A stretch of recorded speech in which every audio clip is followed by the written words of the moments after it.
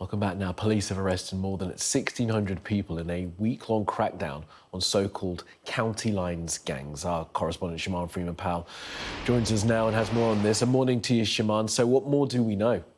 Well, this intensification week, which is led by the National Police Chiefs Council, also involves all police forces in England and Wales, and they've published figures as results of what they've managed to achieve via this intensification week, as well as some footage which shows us some of what those raids look like. Now, in the figures, we can see that they were able to seize more than £3 million worth of drugs and around £2 million in cash.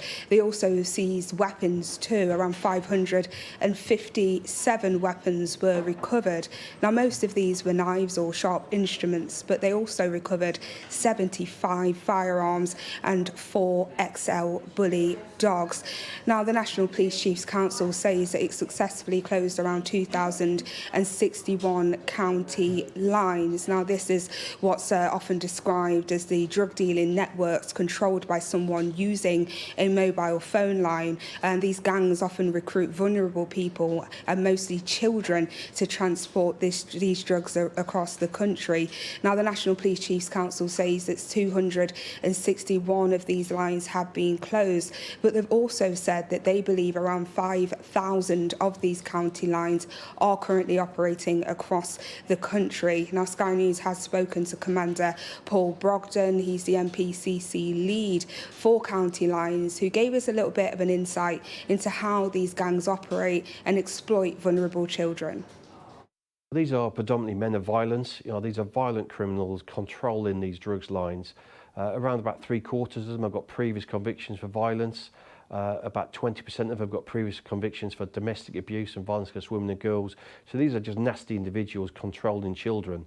The children that they control are at the forefront of that exposure to violence, often dealing the drugs on the streets, and they are really, really vulnerable to violence themselves. So that's why we put so much focus around safeguarding children, trying to pull them out of this criminal supply chain.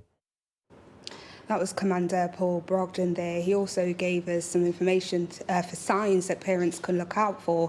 For example, a change of attitude or behaviour, becoming increasingly secretive or coming home late at night. He is urging for parents to be more vigilant. Sky News has also spoken to charity Catch 22, who work with vulnerable children that have been exploited in county lines. They've spoke about the fact it can take around 6 months for a child to start disclosing some of what's happened to them. They've also referenced the fact that many children are not aware that they are being exploited. They point to the fact that these exploiters will groom these children thinking that they are going to be living a glamorous lifestyle, when actually they're being led into a life of crime. It's why the National Police Chiefs Council are also urging for parents to be vigilant, whilst also working on preventative measures.